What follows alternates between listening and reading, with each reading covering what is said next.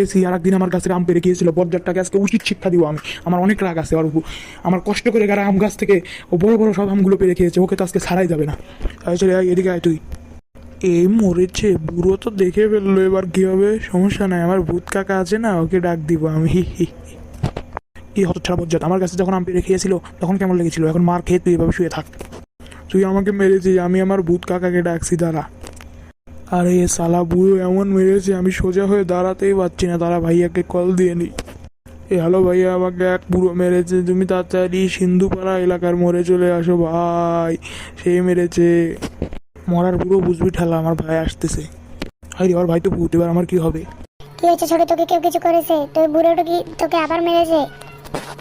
ভাইয়া বুড়াটা আমাকে আবার মেরেছে, ওকে তুমি যথাযথ শাস্তি দিয়ে দাও। ভাই আমার ভুল হয়ে গেছে, ভূত ভাই আমাকে মাফ করে দিন।